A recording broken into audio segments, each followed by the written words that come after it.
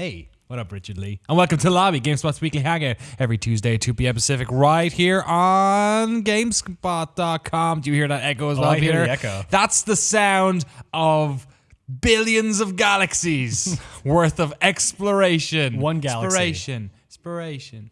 It's just one Oh, yeah, galaxy. it is only one galaxy, isn't it? I thought it was... 18 quintillion planets in one galaxy. Quintillion.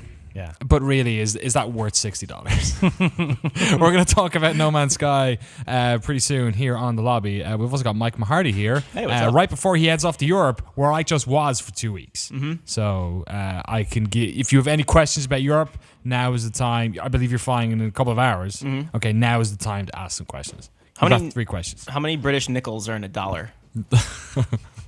There is no nickels. No. There are no nickels. That is a American thing. They may be made of nickel. What? I don't know. But There are they're dollars no in other nickels. countries. Yeah, like idiot countries who like got money after Europe. Oh, shit. You just called out, like, Eritrea. Hear that, Eritrea? Yeah, like South Sudan maybe has got Sudanese dollars. I don't know. You're burning bridges left and right. Yeah, take that. All our Sudanese, newest country in the world. Get off. Go to IGN. They love you guys. Now we love you. You guys are cool. Second question. How do I get to the Eiffel Tower? From London? Yeah. You can take a train if you want. You can take What a part train. of London is it in? Okay, third question. Oh, I get 3? Yeah. I saw the Eiffel Tower 2 weeks ago. All right, for real. It's cool. What's like your favorite restaurant or pub that I should go to in London? In London? I was going to say in all of Europe. in the world. Our favorite pub, because I used to play football/soccer, for them is the Star of Bethnal Green on Bethnal Green High Street. It's my favorite. My buddy Rob owns it. Great place. Okay. Favorite restaurant? I love Nando's. I miss Nando's. Nando's is great. Wagamama's as well. These names are perfect. Can't get that Nando's here. the thing where you like order your pizza and like set that weird Italian restaurant? No, that's the place, because you're going to Gamescom as well, right? Yep. Because there's one of those there too. What's that called again? I thought it was That Nando's. No, What Nando's. is Nando's? Nando's is the Portuguese peri chicken place. Okay. So they only really sell chicken. You get there's like a level of heat you want. Yeah. You can get that. I always get the Malik, because I'm Irish. I suck at hot things. And then Wagamama's, thank God this is going to be really bad now, because I think I don't know if it's a Korean or a Japanese place. It might be something else, but they do like little bowls of like noodles and stuff. It's I really remember good that as being Japanese. Cool. Japanese? Okay, yeah. It might be fusion. It might have a couple different influences. I forget the from Asia, name though. of the pizza place. Isn't like Man, here we go. I was watching something recently that said like chicken tikka masala is the dish of choice in the UK. I'm not joking. That sounds like a joke. No, yeah, It's no. Scottish. I'm not joking. Really? It's actually Scottish.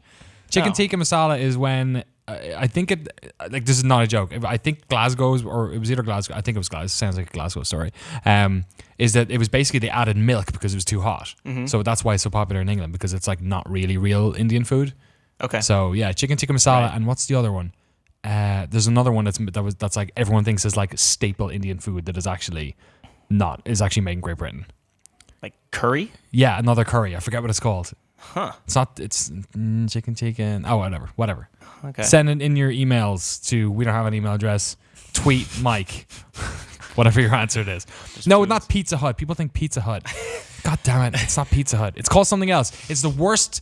Never go there. We have to find out what it is just to warn him off. Yeah. But it's basically a place where you go in. It's like it's like somebody, when you play Factorio and you don't know how to set the thing up right in the first time and it's super inefficient. That's what this restaurant is. You go in, you order a pizza, they give you like a vibrating thing. Yeah. Then you go pick up your pizza, and then you like pay for the pizza after you've gotten the pizza. It's bad. It's they send weird. you somewhere else. That's in Germany or London? It's in both. If you have social Okay. anxiety, it is the worst scenario to walk into because you have no idea what you should be doing, Yes. but everyone around you seems to understand, and you don't want to ask anyone because Plus, you're in London and no one talks to each other. There's no one there to help you. I'm going to Cool. keep looking on Google Maps throughout the show until I can find this place so we can tell you not to go there. All right. But yeah, great to have you here. I've been away for 2 weeks. You have. I got married. You did. Yeah, I got this ring now. Weird. Means I can do that House of Cards thing where you like walks away and does. One for luck, one to get ready for a fight. Yeah, exactly. I'm gonna. Yeah. It'd be a Which nice one are big you getting ready for? Mark on your face. So I was away for 2 weeks. What great video games came out in the past 2 weeks? Oh God, Abzu? Abzu was good. I didn't like Abzu. No, really. I played about an hour of Abzu and I was like, nah. Did you like Journey? Yeah. I think it's better than Journey. Really? I do. So I like Journey, and I like, what's that like Minecraft underwater game? You know Abzu. one? Not even close. No, it's called Minecraft underwater. Subnautica. Oh, I never know I like that. Subnautica. I like diving games. I don't know why. It just didn't. It might be a mood thing. Maybe You know, Journey sapped all of that out of you. it was very like Journey. Like I was holding down the button to go. Ming. Except it's not desolate and barren. That's good. No, it's fine. They're different. Okay, I still haven't found out the name of this place, by the way. Vapianos. Got it. That's it. Right here. Vapianos? Sounds Yeah. like everything I love. Vapianos. Vapianos, Yeah. vapes. You think if they like pizza doesn't work out, they'll just like rotate the business? Vapiano, sleek chain for self-service Italian fare. That's what they say. Don't go to Vapiano's. Self-service. No. If you are a South Sudanese owner of a Vapiano, I'm so sorry. It's not the show for you. Destroyed that demographic. Yeah. Was there any other games that came out? It was slow, right? Headlander? Oh yeah, I played a little bit of that. That seemed okay. That was good fun. You didn't hate that too? No. I hate all video games. Wait till we talk about No Man's Sky. No, that seemed all right. That's Yeah, cute. That's I cool. liked it. It's like I'm not like super familiar with the Castle Royale genre, but it seemed like a sort of a light version of that. It's a maybe, or very something. dense, compact version of that. Right. Yeah. Didn't the surprise episode of Kentucky Route Zero come out too? Oh yeah. Not that that's a huge Episode 4, yeah. but wasn't it like a surprise drop? They all pretty much are. Oh. When that comes out, it's just like, hey, here's a new act. Is that it now, or is there one more? There's one more. Okay. Wow. Yeah. It started still a haven't few played years ago, I right? know. Yeah, 2013. Crazy stuff. All right. Well, that was nice. We talked about a couple of video games because, let's be honest, we're going to be talking about one video game for the most of today's show. But before we do that, Michael Mahardy, Hey. you're a person who enjoys civilizations. You are Yeah. currently in one right now. You're flying to another one pretty soon. Yeah. And then to another one after that. Yeah. Germany, Gamescom. And then back to another one. Can you And fly to a Portland, place Oregon. that doesn't have a civilization? South Sudan. They don't have they're not No, civilized? they Is do. that No, what they you're are civilized. Actually, that's a. You know what? Let's not get into that one. It's a particularly touchy subject. But Civilization 6 you played. Did you see a little coy look down? Because I forgot which one it was. Yeah. First number one in a while now. Right. Yes. Since what, 5 or something?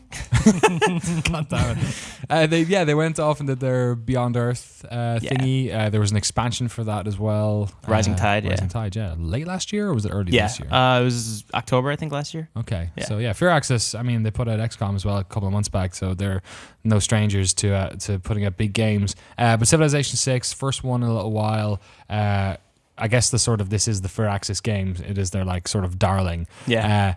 I mean, it's the most basic question to ask. First of all, what is new in this one? Yeah. Because it looks relatively familiar. The only major difference I've seen so far is around the cities. Mm-hmm. Yeah, they're doing what they call unstacking cities. So it's hard to talk about Civilization without sounding boring, like aside for people that don't love it. So essentially, the cities used to be on one hex tile on these maps, like these chessboard maps.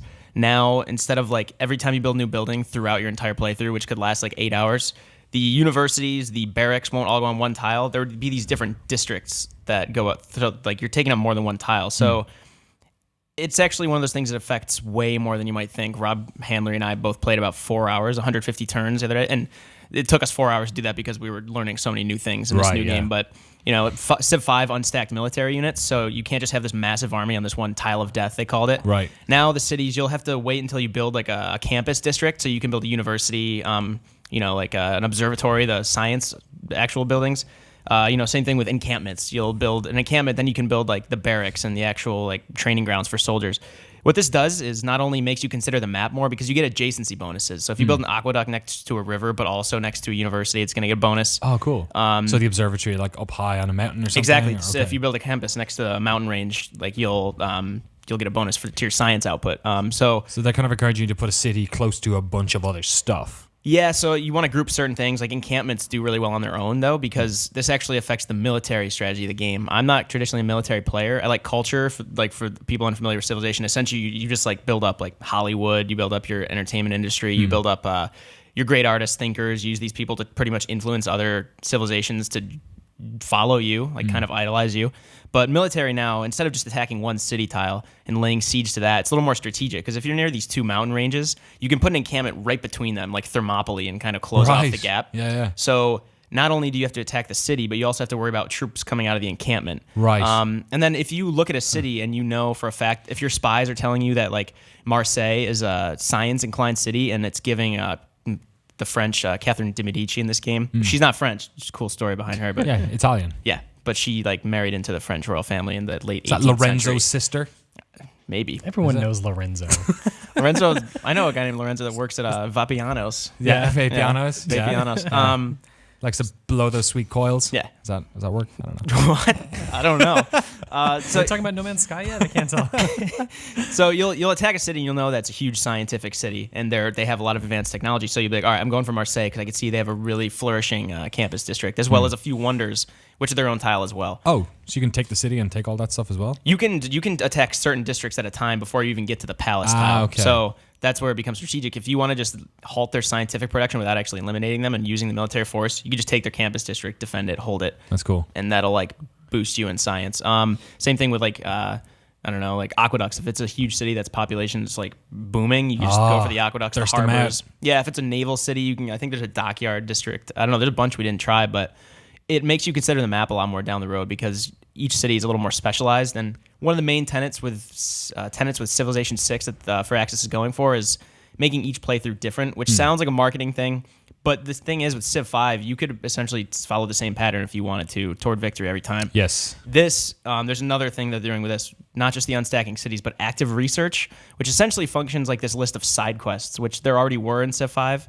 But now, you'll be researching a new technology, and it'll tell you right under it what you could do to boost that. So you have to wait like 5 or 10 less turns, which is huge. If you're like researching construction, if you happen to build a quarry in that time, it'll just give you the technology.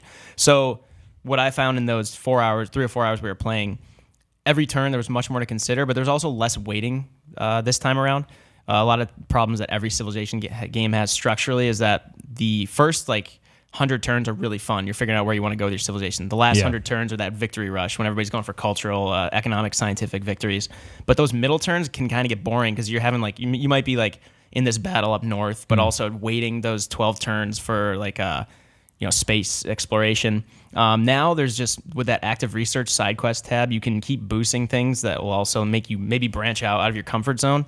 Unstacking cities is more to consider when you're attacking, defending cities, and just when you're building them in general. So the fact that they're designing it around the pillar of making each playthrough different actually rang true for the few hours we played. It was Rob's first Civilization. I think he found the same thing. He was learning not just Civ 6's new rules, but the Civilization foundation. Yeah, totally. I mean, even when you're talking about these games, these are the conversations we have. Yeah, it's like there's two ways to have this conversation. There's one with people who know about Civ, which is like this super, there's like a bunch of people in the chat probably being like, what does any of this mean? Yeah. So I guess for newcomers, do you think it's in any way less, I feel like XCOM was one of those great games that broke people into a genre they may not have otherwise touched. The reboot of that game was perfect for fans like me who love the old games, but also were accessible enough as well. Is that even can you do that with Civ? Is there anything about this game that's more accessible? I mean, how it looks already, I think, is probably a bit more easy on the eye. Yeah, it's like a combination of Civilization Revolution, the console version's art style, with Civ 5, but they wanted more character to it because, I think it was Ed Beach, the lead designer. So actually, one more behind the scenes thing is really exciting with this is that the two expansions for Civ 5, Brave New World and Gods and Kings, were widely lauded, and they are said to have made Civ 5 the game it should have been at launch. The teams that made those expansions combined, and they're making 6. Right, and then the creative guy, Edge, that's him. He's leading this up. Sid Meier's not attached to this. He's just a supervisor, as usual lately. But they are. He just stands behind him, whipping. Yeah, exactly. Just pretending an idea was his. No, I'm kidding. He seems like a great. He's a very nice person. He's a very nice guy. Yeah. They're essentially. It's cool because they're making a new game, the Foundation, not editing an existing game now. So it's cool to see what they're doing. But they're one of their things is every civilization is potentially the first civilization for somebody, Rob Handler in this case. And there are tutorials in place, but they're also kind of the fact that it's different. Each turn, there's a lot more to consider. They said the learning curve is actually a little easier because you're not doing these things in the first 100 turns and being I have no idea what I just did, and then having these boring middle turns, and then coming to victory rush. You're what the hell is happening? It's kind of easing you into it. So you'll probably have to play 10 hours before you start really getting the loop. But that's one of the rewarding things about the game. It's still entertaining because you have espionage, you have diplomacy. To not go too deep into it, diplomacy is really good now because they've always tried to make these other leaders characters in themselves that you can actually interact with and manipulate and figure it out. But now they have historical agendas. So Teddy Roosevelt will always do the speak softly, carry a big stick. He'll bully you if you're too close to his borders, but he will fight you. But they also have hidden agendas that you have to figure out yourself through spies or just what they're doing. So if you know Qin Shi Huang, I think, the Chinese leader, is building a lot of settlers, you'd be like, okay, he's trying to expand. Now I got to take up the real estate while I have time. Right. So it's really, there's a lot of things feeding into this that seem minor at first, but actually have these ripple effects that kind of affect the overall like turn to turn and like playthrough to playthrough rhythm of the game. It's cool stuff. Yeah. Civilization 6. Peter Brown. Hi. When did the first Civilization come out? First Civilization came out 1991. Okay, that's yeah. Nice work. Yeah, I was gonna say it's 25th year anniversary this year. Oh, really? Yeah. Okay, I cool. didn't know that. Nice work. That's impressive. Thank you. It's my 25th year anniversary this year. I was about to say, how old are you? I'm as old as Civilization. That was the setup, but you just did it for me. Yeah. When were you born in 1991? September 22nd. First day of fall. Same month. Same birthday as Bilbo and Frodo Baggins. I'm not kidding. God damn it. Not kidding. I'm They're not fake kidding. people. Will you go to Europe already? They're All right. fucking not real. I'll go to Europe. That's not impressive. All right, I'll do I'll that. go to Bye. Europe. I had two friends who were born the same day as Hitler. What day is that? Well, not the same day, the same year. Same day be weird. I didn't go to school with two like 80-year-old German. Your friends were born the same year as Austrian, Hitler? damn it. Same, had the same birthday as Hitler. Same birthday as Randall Cunningham. Go Eagles. I think, yeah, Civ is just slightly older than you, September 1991. Probably, I'm guessing not the start of September. So. I kicked off the fall release schedule that year for babies. First game out, Mike Mahardy.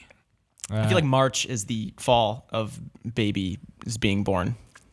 That's like when all my friends were born. Is March. March? My family too. A bunch of Summer huge Irish sex. family. Summer 11. Yeah. Yeah. I was a New Year's baby. Oh, never mind. I hope my mom's not watching this. Love your mom. We could just ask her. You could Yeah, just ask her okay. when she, yeah.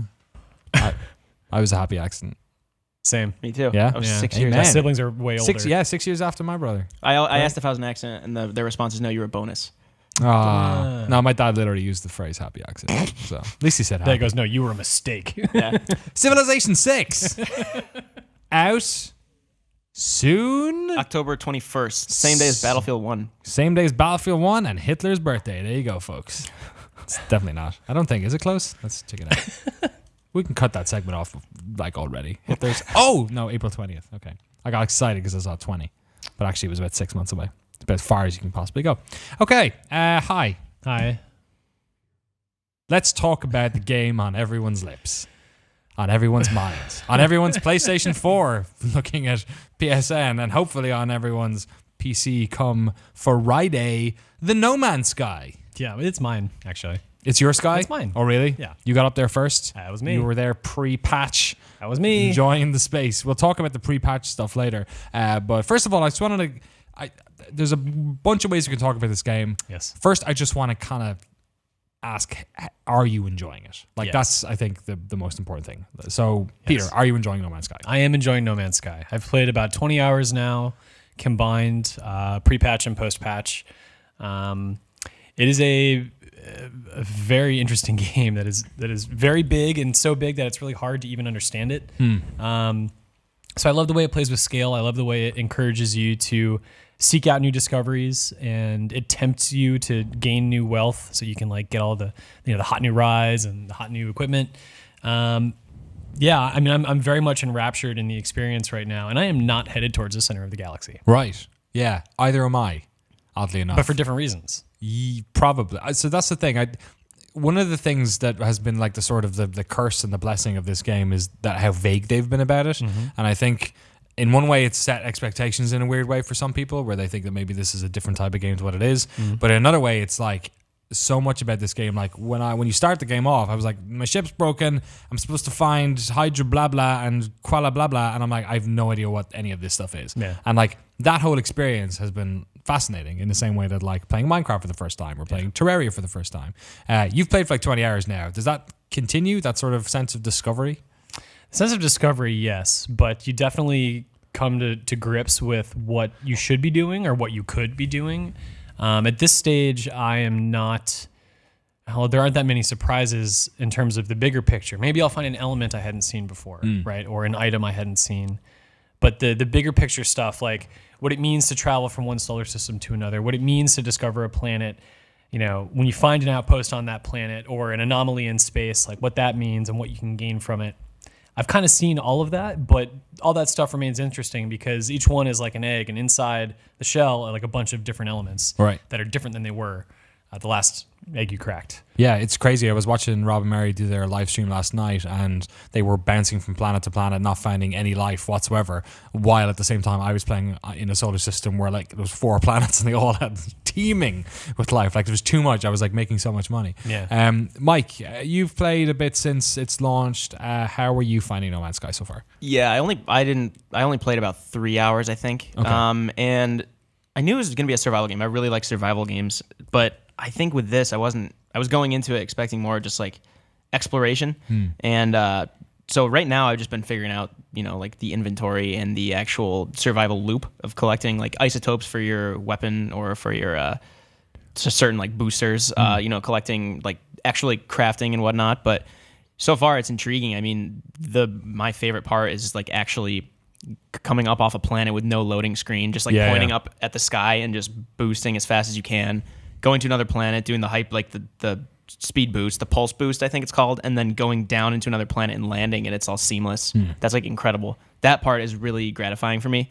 The survival, I feel maybe, like I said, the farther I get in, maybe I'll actually like start to enjoy the survival more and kind of accept that alongside the exploration. I've been hearing that the farther in you get, the more you'll get acclimated to the survival elements. You'll get better equipment, I think.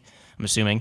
You start to figure out the stuff you kind of need to be collecting all the time. Yeah, and you come to terms with like the process, like the order of operations, right? Like before you sell anything, before you go hunting for anything, make sure all your equipment is filled with energy, right? That includes your ship, like that includes the hazard protection suit, like everything. Like take care of that first, and you're pretty much good to go and have fun. But yeah, the early goings, you can definitely find yourself in a pinch where you're like, crap, why did I sell that material? I need it for XYZ. Or I kept landing, and then because like your launch thrusters require a certain element to launch, so you can't take off the planet without it. And at the start, I was like terrified to land my ship because if I didn't land it near, it was a plutonium or whatever it's called, I couldn't take off again. Now I have like a cargo full of the shit just to make sure, because it was like so scary to me.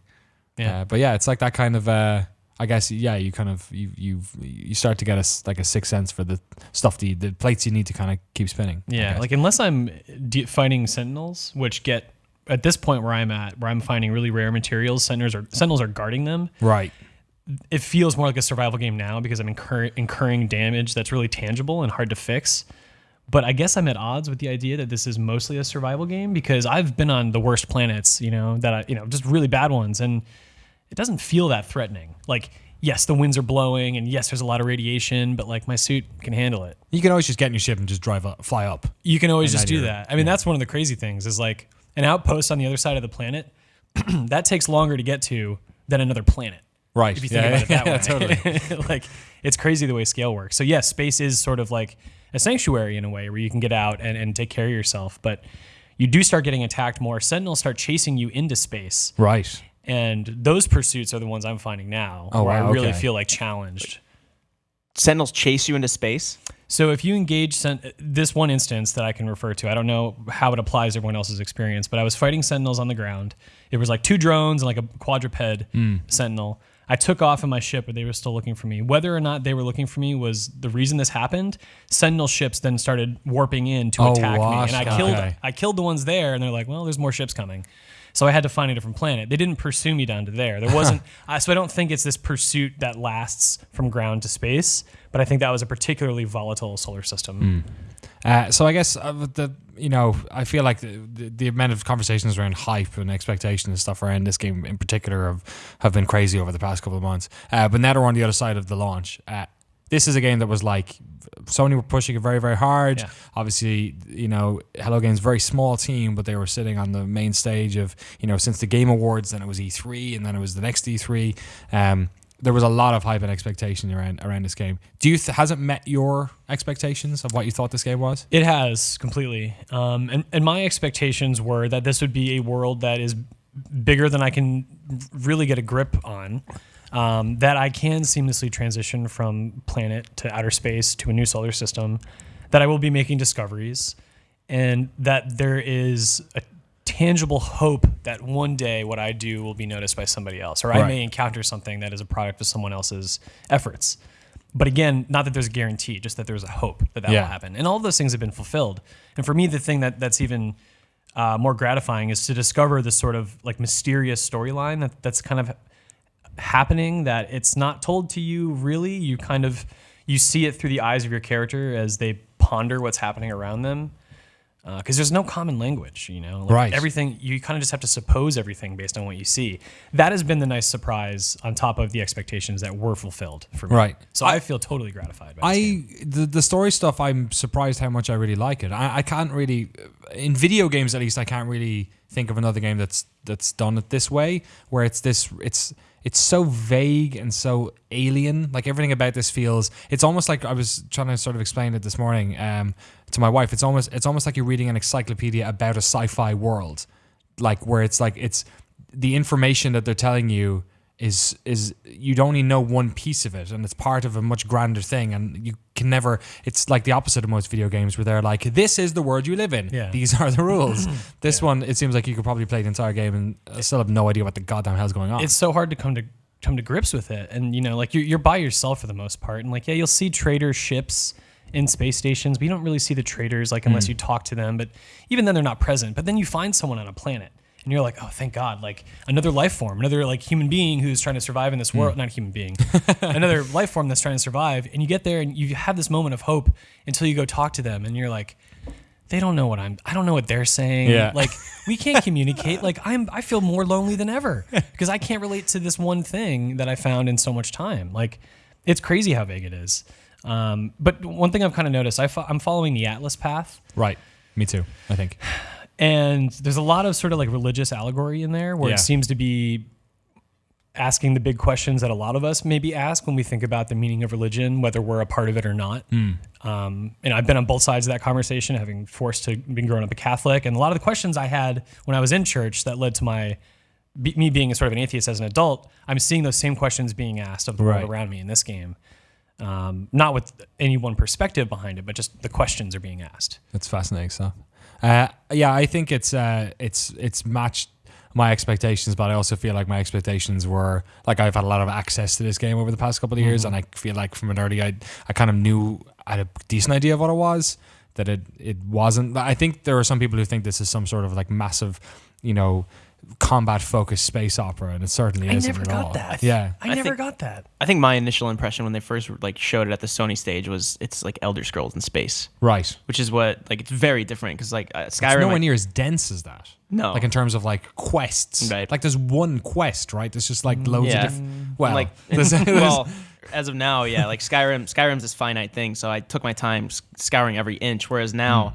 It was so overwhelming at first, which you can imagine. There's 18 and a half quintillion planets, I think, when the math works out. But like the fact that it might as well be infinite for us. We're never going to see everything. Totally. So that was overwhelming at first. And I was kind of like, what's the point of this? I'm never going to find everything. But then that became like the driving force. Be like, this is curiosity incarnate. Like I'm just going to keep finding new things no matter how long I play this game. If I play this game 25 years from now, I'm going to see new things technically. Right, yeah. But I still am at that point where I'm wondering, the survival stuff is actually helping because I think my initial concern before the game release was how much substance is there on a planet to planet, galaxy to galaxy basis. But it's leading me to believe that getting there will have this nice satisfying survival loop, crafting loop, and also just the traveling itself is so satisfying. So I'm looking forward to another 30 hours or so.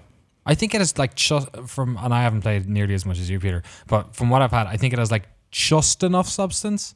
I'd say that's the case. There's a lot of repetition in assets, busy and work, buildings. It's and it's. I was playing it last night, thinking I don't know why I'm not bored of this, because a lot of it is quite the same thing over and over again, and you're just saving up money to get the new thing, and then, but I wasn't bored. The planets were I was just God, this is beautiful, or I keep getting distracted, and I'm getting distracted by. Mission, they're not missions, but just I guess activities that on the face of it aren't that amazing. Okay, for instance, for the past 3 hours I've been trying to catalog every animal on this one fucking planet, which I can't understand why you would want to do that, because the payoff is 300,000, right? Yeah, but I can make that much money just mining. And when I started it, I didn't realize that, and I've actually accumulated about that much just by popping down to the planet over and back. But I have one animal left, and I've spent the past hour looking for Find this it. bastarding thing. I'm sure he's a real ugly son of a You bitch. can't see them from the sky, can you? It No, doesn't so load I've, them. I've literally like gone up, flown to the other side of the planet, gone down, and like because they're day and night cycles, so there's some animals that only appear on one side of the planet. There's different biomes on the planet, so like there's one place, but there's loads of these. Different planets have different rotations, right? So the Yeah. night cycle is going to be long for some. So like I'm going all over the place, and I've literally like gone up and landed about 15 times looking for this one thing, and it's like I'm just scanning. It's like nope, I know, and now I know all the other animals by heart, their names. So that's going to be fun to like go to a new planet and be like, oh, who are all these strange animals I don't know? Because I feel like I'm familiar with all these other ones now. But like that sounds so boring. That sounds like the most boring thing in the world. I'm just like playing one of those stupid safari games that come out on like the Wii and nobody buys. But it's like I've been doing it and enjoying it. Yeah. Interesting I stuff. mean, it's nice that the few times where I have found myself bored, I've taken a step back and thought, okay, I could take a break, or I could look at these opportunities in a different way. Right. Right. I could focus on mining. I could focus on travel. I could focus on combat if I want. All right, let's talk about that stuff next. Okay. No Man's Sky. It's a video game where you can explore, you can wander, you can shoot animals and spaceships and all that sort of stuff. You can be a cataloger of animals. There's loads of different ways to play this game. So while we have the three of us here, I wanted to talk about some of the ways we've been playing it at the moment. Peter, first of all, you've played more than any of us. Combat-wise, how much like combat have you done? Because I've barely scratched it because I'm kind of terrified. At the beginning, I tended to avoid sentinels because the shooting kind of sucks in this game. Like, it's really not good. But now I'm at the point where I see a sentinel and it's just a pain in my ass. And I just want to get rid of it. So I think I've killed like 50 or just over 50 sentinels at this point. But that's only with a concerted effort to do so over the past like 4 hours today. There is some. Sorry, how have you done? Has your gun gotten better or something? Like, how have you sort of managed to achieve that? You know, my gun has improved, but I'm not noticing that big of a difference in its performance. Apart from being able to, because you can use your mining beam to kill enemies as well. Right. And in fact, my mining beam is just as strong as the blast attachment, and it doesn't. I don't have to reload it necessarily. Right. So there are cooldown timers that change noticeably. Apart from that, the strength of it outside of mining, I'm not really seeing a big difference. Right. The space combat stuff is okay. It's very basic. Like, hey, here's the reticle you're shooting based on the ship's flight path trajectory, and shoot in that little circle, and you're going to take them down eventually. I've only died in combat once, which was against a swarm of sentinels, including the quadrupedal ones. Right. That was like the one time I came over to watch him play today. It Oh, happened really? in front of me. Yeah. It was the only time I died. So far. I don't know. Combat is there, but it's certainly not like any draw for me. Yeah, me neither. I'm kind of fascinated to see how the PC one handles. I feel like the field of vision doesn't feel particularly comfortable to me, at least on the planet. I feel it kind of works in space, but maybe on the planets it feels a little bit weird. But I'm wondering with mouse and keyboard whether or not that'll make it more fun. Right. It'll make it more accurate, I'm sure, but I'm not sure it'll make it more fun. I don't think it's going to be fun because there's not great variety of challenge in combat. Yeah. Right. It's most of the time it's those drones. It's shoot sentinels or it's like murder animals. Yeah, and like the animals actually catch me off guard more than the sentinels. Like I find myself getting berated by animals that I just can't seem to kill. Where a sentinel will kind of hover in place. Right. These animals are just erratically running around, like chomping at my heels. So, yeah. Let's talk about some of those animals then, some of the weird ones you've seen, because exploration and like, scanning these animals to fill up your logs. First of all, every time you go to a planet or a solar system or you scan an animal or a plant, you can then sell that information. You like upload it to the global sort of database. And then from that you get actually a decent amount of money at the start. It's anyway. not bad, yeah. Considering you can land on a planet and scan maybe a dozen things in your immediate vicinity and make a cool 15 grand. Yeah, it's pretty cool. What has been like some of the weird animals you've come across so far? They're all weird. They're all like a mix of amphibian and mammal or inexplicable like biology. Like one just had kind of it looked like a pyramid, like a rock pyramid for a head. Pyramid head. Yeah. Whoa. Was it dragging a massive not sword knife behind it? a lot of fog. Someone wearing a plastic bag for a helmet. I can recognize and appreciate the variety that is out there, and that I can never predict what animals are going to be, but they are the least interesting thing to me about this game. Oh yeah, it's so clear how randomized they are, and they offer me nothing of import other than lazy money making opportunities where I don't have to work very hard for it. The concept of being, enamored with how strange these things are is lost to me after the 200th weird looking animal. Did you like Spore? No.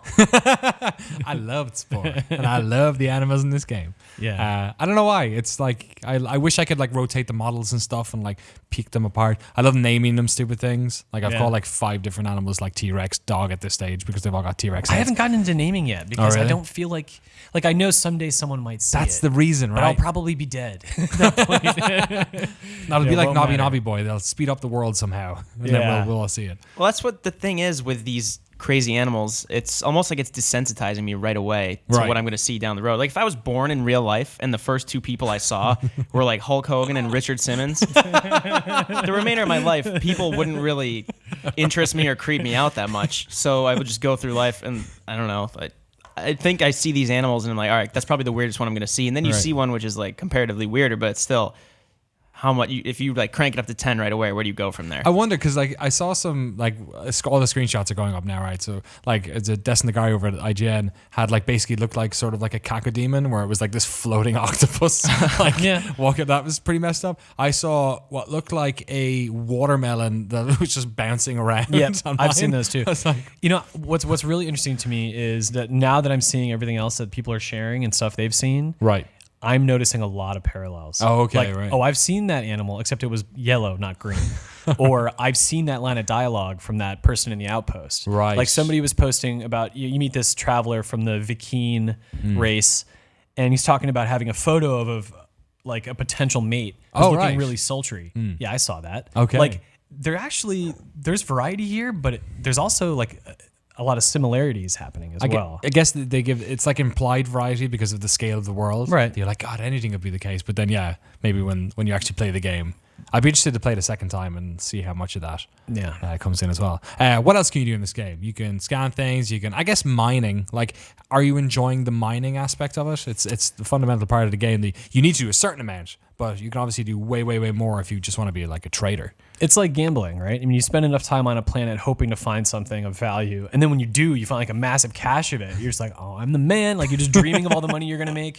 You're then dreaming what you're gonna buy with that money, and so at that point, the materials and the deposits become the thing you're going to buy. Like it's the means to an end, and it's great to find it. But when you're on a planet that is like super desolate, and there aren't many resources, I cannot wait to get the hell out of there. I'm there for like 5 minutes, like, nope, huge waste of time. I'm so done. Get me off this planet. I don't want to play this game right now. Take me somewhere interesting. Yeah, that's why I'm scared to leave the planet I'm on at the moment because there are just massive like columns of gold everywhere, and I'm in a space because like I love going to the space station and then seeing what the traders around you are trying to buy, What they'll pay double for, basically. right? And then the fascinating thing, which I learned from Rob's video as well, they put up yesterday, the 5 things you can learn from the trade routes thing that you wish you knew. Yeah, trade routes. Yeah. See if you watch the line like where they're flying. Yeah. You can kind of see the Yeah, best if you places see like to buy stuff. multiple of these like space lines in space, Chemtrails. yes, chemtrails converge onto one planet, you might find a lot of stuff there, and it's very true. Like there was one planet I went to where I noticed that it did have a lot of those, and that was the one where I found the gravitinos, I think they're called, that were worth like $50K a pop. Right. And they were just all over the place. Oh my But gosh. anytime I picked one up, like half a dozen sentinels would come and chase after me. So it was like, I'd like take a deep breath, get out of my ship, scan the area, and just sprint, always keeping an eye on where my ship was, making sure I could get back. Yeah, It's tough to leave that sort of thing, right? When you have those riches in front of you, and then you're making all this money, and you're like, well, when is enough? Like, how much cash do I really want on hand, or how much time do I want to spend making that money? Yeah. Affinity asks the question: do you really need to dedicate yourself to a profession? You mine, sell data, fight, and trade. Do you need to sort of min-max? Or? No, those aren't really. The game isn't like that at all. Yeah. There's no trade. There's no classes. All these things you do are in service of a bigger goal, which is to travel. Yeah, the only thing I can think of is, at least at the start with because you've got your multi-tool and your starship and then your suit, I guess, is that like the multi-tool, you can sort of like put upgrades in it which favor maybe combat or favor mining, but like you're doing both all the time anyway, right? Yeah. It's not that different. Mike, what about you? What have your first 3 or 4 hours in the No Man's Sky been? What have you been focusing on? I think once I found a space station where I could sell things, I was mining just to see how much money I could get. I forget what I'm sitting at now. I think I have at least 150k units or something. I was hoping that I could be like a pirate pre-release, which I don't know if you can per se. You can shoot down ships in the air and collect materials off of them, but it's generally the same things you're collecting. It's usually titanium. Because that was my dream, like to go pirate someone and destroy their ship, take their resources, get ready to pulse jump with the guitar solo from like Freebird playing, middle finger in the air, and get out of there. You just want to be Cowboy Bebop or something? Yeah, essentially. But the character Cowboy Bebop. That's what I've been trying to just explore as much as possible, but the light survival elements have kind of taken over. And right now, I think I'm still such a shallow part of the game that I haven't really mastered the inventory like management, figured out what elements are used for what so far. I'm just upgrading my ship and my exosuit as well as often as I can. I think that's my main goal in the short term because I've gotten to a third solar system, I believe. I did the second like tier of the actual Atlas quest to upgrade your hyperdrive or whatever it is, warp drive. So yeah, I kind of like splitting it between economy, the mining, and actual just upgrades to myself and my ship, which is rewarding. Let me tell you right now, stop upgrading your ship. Why? You're gonna buy a new because one. you cannot add slots to your ship. Oh yeah. The only way to get more slots is to buy a new ship, which you can then fit more augmentations. And that's the same for the but can't you multi-tool as swap well. out current like lasers on your ship though for new ones? You can swap it out, yeah, but You're better off saving it for the next ship. I don't even know if it's better off that way, but when you buy a new ship, they come with augmentations on it already. Okay. So sometimes those are already better than yours. Okay. And then you're not scrapping things or wasting resources to only sell it for half. Okay. And same with the multi-tool as well. Eventually, you're just going to get like you're going to have enough money to buy a better one. Yeah. Mm-hmm. Well, I haven't used them. I felt cheap using them, but I have the pre-order ship and yeah. I haven't Man, used them. everyone's got these nice pre-order ships that look like the ship that you saw like on the cover, just with a different color scheme. Yeah. And I am like, I want that X-wing thing they had in those screenshots. It's on the cover. That's what I'm thinking of. That's that the what you nose have? of an X-wing. Yeah, is that- No, I don't think so. that's what Randy has. That's what I've seen a couple with pre-orders have. Maybe it is. Maybe I just didn't look at it closely enough. Yeah. His one's got Sean Murray's face all over it. As long as it's not a B-wing. Me and Josh Shaw. It's not former Star GameSpot. Wars. I know. It's not Star Wars. But I You're just not need to playing bring this Star up. Wars. We used to argue about God how damn it. stupid B-wings are. I You're hope just he's saying that 'cause- watching. Yeah. Alistair Cat makes a good point here, which basically kind of sums up how I feel about this game. Isn't that just Elite Dangerous? I mean, I really liked playing Elite Dangerous, but Elite Dangerous was like too much for me. Like I'm not that person. I can't. You have to dedicate yourself. It's like Eve. I feel like you dedicate yourself to that one game. To me, this is exactly the type of game I wanted. This is Where a very accessible game. yes, it's like a denser or like a more compact version of that, right? Where it's not like you're traveling.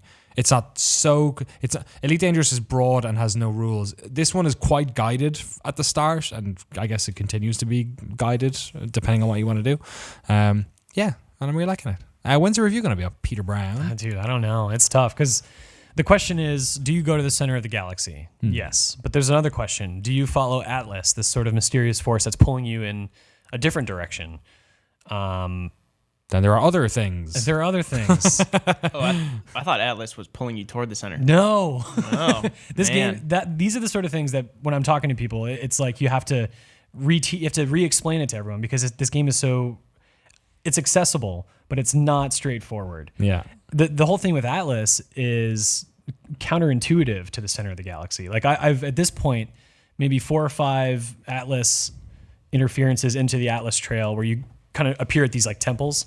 Your character begins to question, okay, I'm not headed towards anything. Am I just going in circles? I don't know. Do I want to keep searching and figure out the answer? Yes or no. And so if you choose yes, it's like, all right, I'll keep going, but you're not getting any closer to the center of the galaxy, like with Atlas. In fact, in my experience doing it, I'm literally going in the opposite direction. I was Sure. like, do I want to do this? Right. Sure. So if you go to the center of the galaxy, there's not much of a story there. I did that when I was playing before the patch, and I actually got kind of disillusioned in terms of my pursuit because it was so much about how I made it, not about what was presented to me Right, yeah, at that yeah. stage. So I'm enjoying the Atlas path more, but there's no certain end. So in terms of when the review is coming, I'd love to say by the end of this week, it might bleed into next week. All right. But we have a review in progress up, and you're going to be continuing to sort of update that throughout the week. Yeah, every day I'm going to put up a gallery with some of the coolest things I saw and just moments that made me think one thing or another, and I'll be sharing those every evening. Cool. Awesome. So check back on GameSpot.com real soon for all that hot stuff. All right. I don't want it to be the focus, but what's going on here? Sharing water, exchanging fluids. exchanging fluids. Thank you. Is that coffee? I hope so. Looked like Diet Coke. Might have been Diet Coke. Neither. I'm not done talking about No Man's Sky. Okay. Well, actually, I might be done. You're not done talking about No Man's Sky.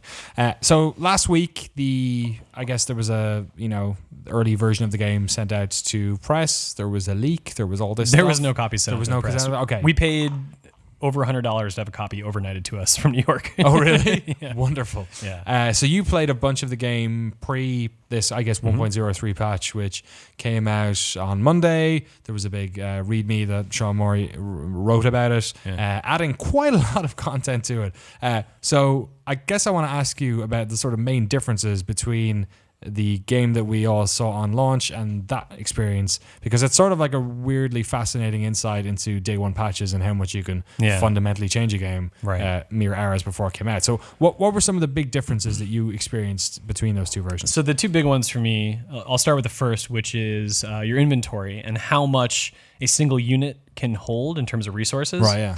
So one slot in your inventory can hold, before the patch, it was 100 units of a specific material. And that was the same for your ship as it was for your exosuit. Now your ship can hold 500 per unit and your exosuit can hold 250 per unit. That's insane. Yeah. Like my inventory is constantly full. I couldn't and that's got 5 times more. Yeah. That's nuts. Right. So that makes the process of mining a much more gratifying thing, because I'm not just getting a little bit of wealth. I'm getting wealthy. Like I am collecting a lot of stuff and I'm going back with my coffers full to trade in. That seems like a crazy balance change.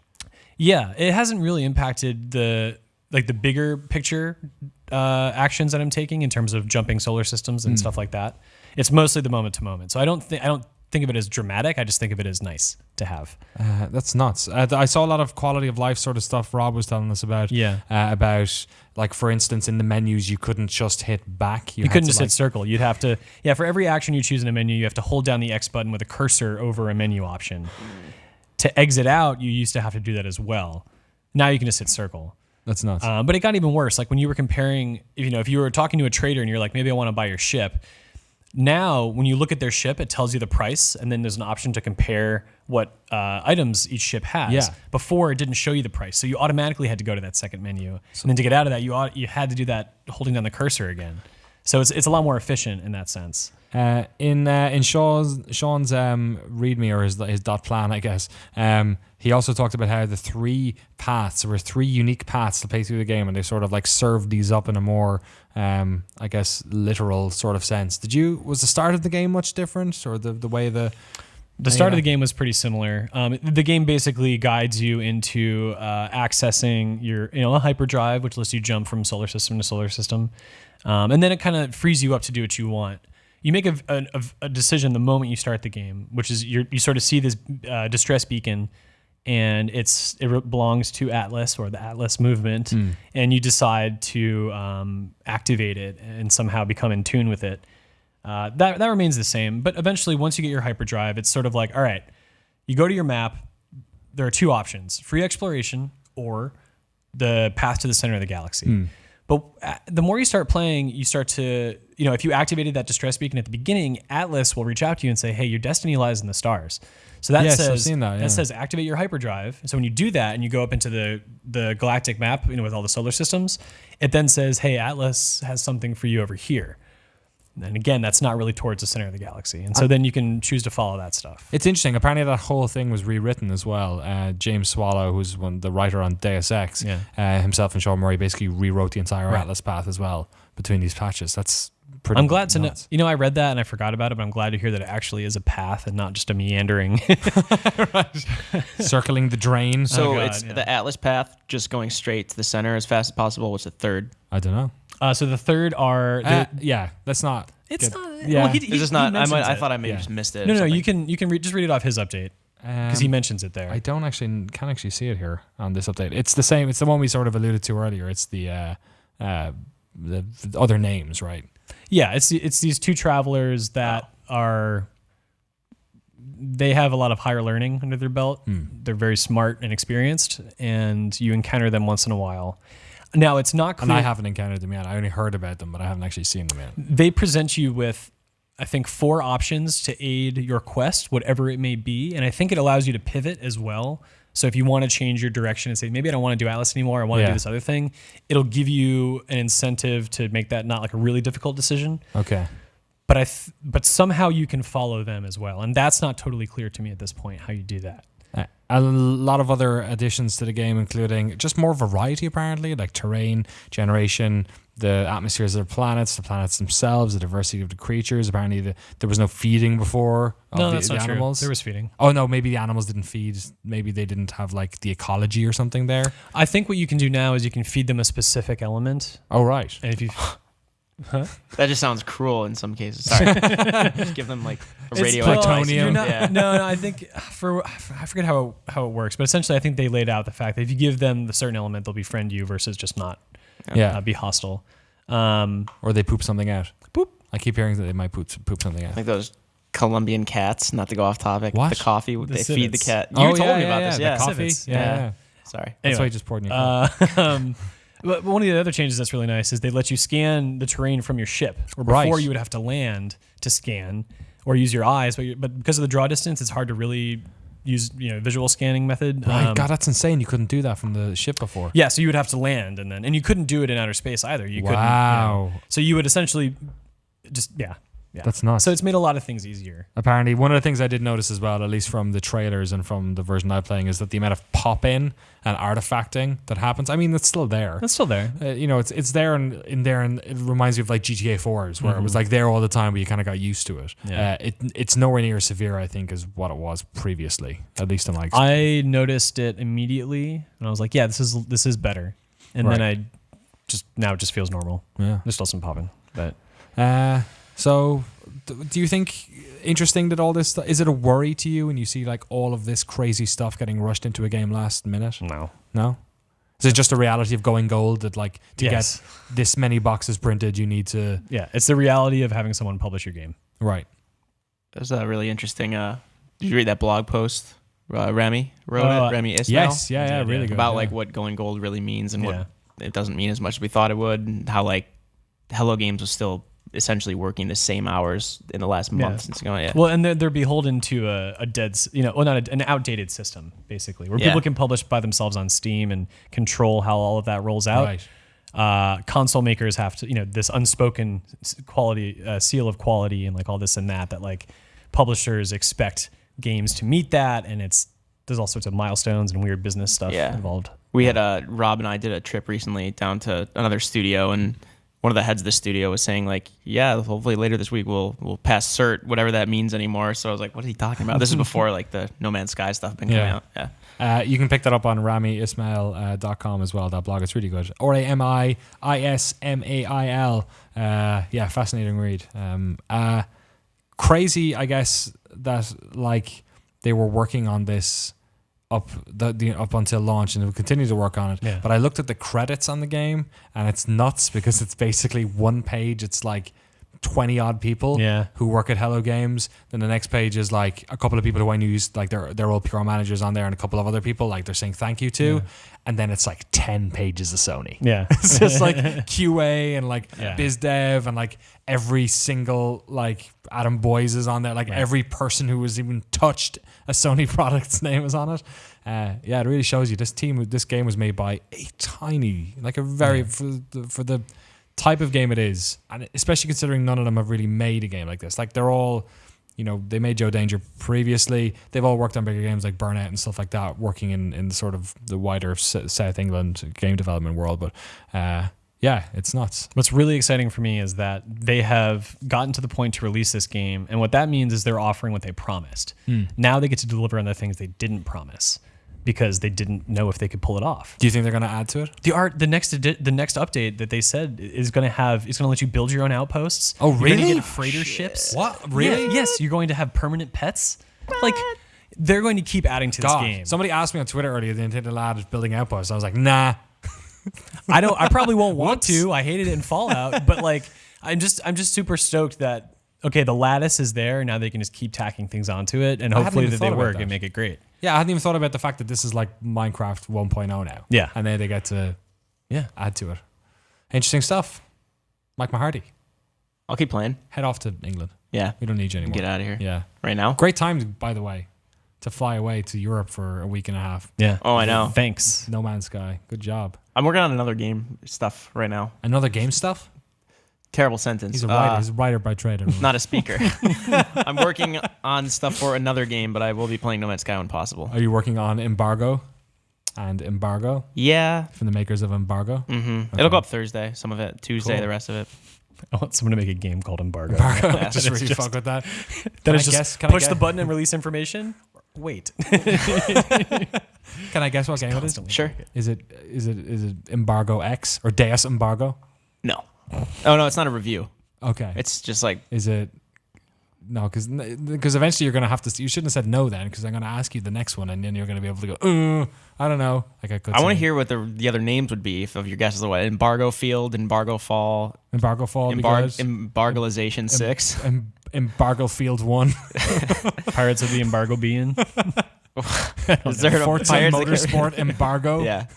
One of those? Call of Duty Embargonet Warfare. Oh, we're naming new games. Infinite Embargo. Call of Duty Infinite Embargo. Never released. That's the winner. I That's think working it. in the Games Press.